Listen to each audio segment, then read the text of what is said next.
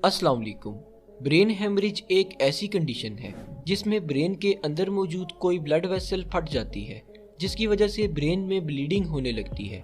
Bleeding या तो brain tissues में होती है या फिर ब्रेन को प्रोटेक्ट करने वाली कवरिंग में।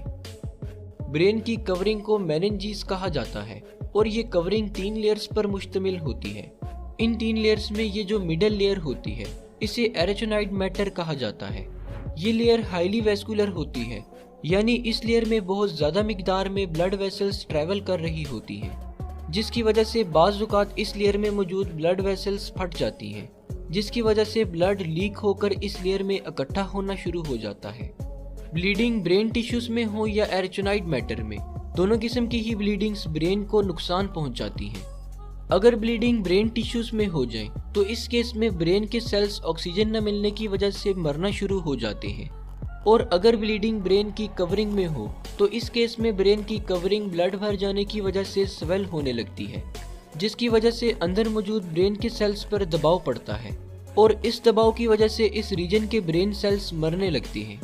ब्रेन में ब्लीडिंग होने की बहुत सारी कॉजेस हो सकती हैं, जैसा कि सर पर कोई गहरी चोट लग जाना, हाई ब्लड प्रेशर की वजह से ब्रेन की रग फट जाना, ब्रेन में ट्यूमर का मौजूद होना, या फिर मरीज को कोई ब्लीडिंग डिसऑर्डर होना वगैरह। अगर ब्रेन हेमरेज के सिम्टम्स की बात की जाए तो जैसे ही किसी शख्स को ब्रेन हेमरेज होता है उसके सर में शदीद दर्द होने लगता है और इसके साथ वॉमिटिंग भी हो सकती है।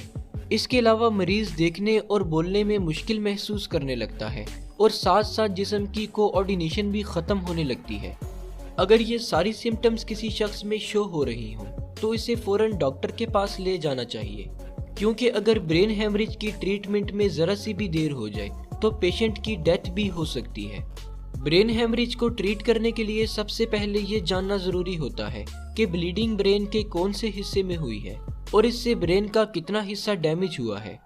ये सब चेक करने के लिए डॉक्टर सीटी स्कैन या MRI करते हैं, और जब डॉक्टर्स देख लेते हैं कि ब्लीडिंग किस हिस्से में है और कितनी है तो इसके बाद ट्रीटमेंट शुरू कर दी जाती है।